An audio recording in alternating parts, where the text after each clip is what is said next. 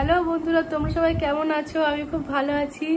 তো তোমাদের সাথে আজকে আমি একটা ভিডিও শেয়ার করব যে আমি কবে জানতে পেরেছিলাম আমি মা হতে চলেছি, কি কি রিয়াকশন হয়েছিল জানতে পারার পর, সবকিছু শেয়ার করব। তো ভিডিওটা পুরোটা দেখতে থাকো।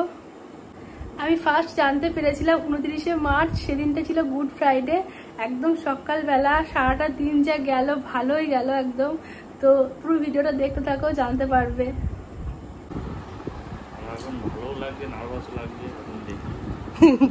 টোটালি ঘাবড়ে গেছি। যখন যখন তোমাকে ডাকলাম তখন ভিডিওটা করলে ভালো হতো।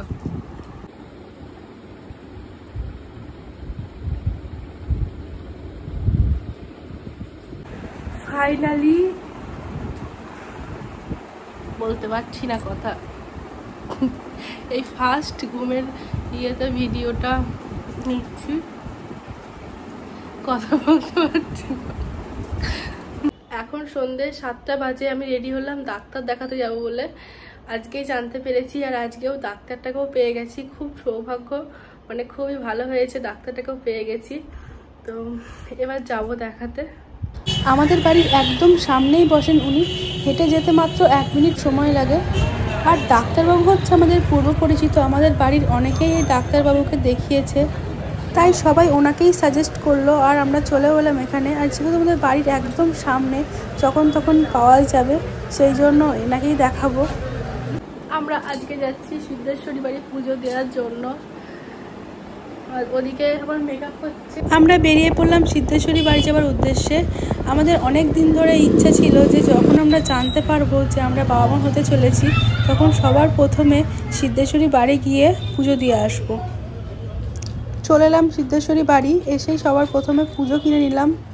আমরা যখনই আসি তখনই এই দোকানটা থেকেই পুজো কিনি, তাই আমরা এই দোকানটা থেকেই পুজো নিলাম। দিয়ে হাতটা ধুয়ে মন্দিরে ঢুকলাম। এখন আপাতত মায়ের কাছে একটা জিনিসই চাইলাম, যে মানুষটা আমাদের মধ্যে আসতে চলেছে তাকে যেন আমরা সুস্থভাবে পৃথিবীতে আনতে পারি। সবে সবে জানতে পেরেছি এখনও অনেক জার্নি বাকি আছে, যেন সব কিছু বাধা বিপত্তি কাটিয়ে আমরা সেই লক্ষ্যে পৌঁছাতে পারি।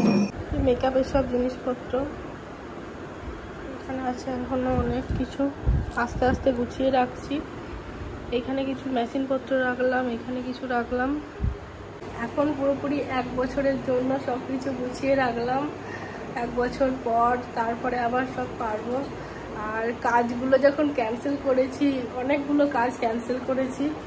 এই কিছুদিন পরে একটা কাজ ছিল, সেটাও ক্যান্সেল করেছি 10-12 দিন পর। সে তো মেকআপ আর্টিস্ট পেতে খুব অসুবিধা হয়েছিল। তারপরে আরও কাজ ছিল জ্যৈষ্ঠ মাসে, অনেকগুলোই কাজ ক্যান্সেল করেছি, 10-12টা কাজ ব্রাইডাল রিসেপশন মিলিয়ে ক্যান্সেল করেছি। খুবই খারাপ লাগছে। আরও যাই হোক, যাদের যাদের ক্যান্সেল করেছি তারা সবাই মেকআপ আর্টিস্ট পেয়ে গেছে, এটাই অনেক।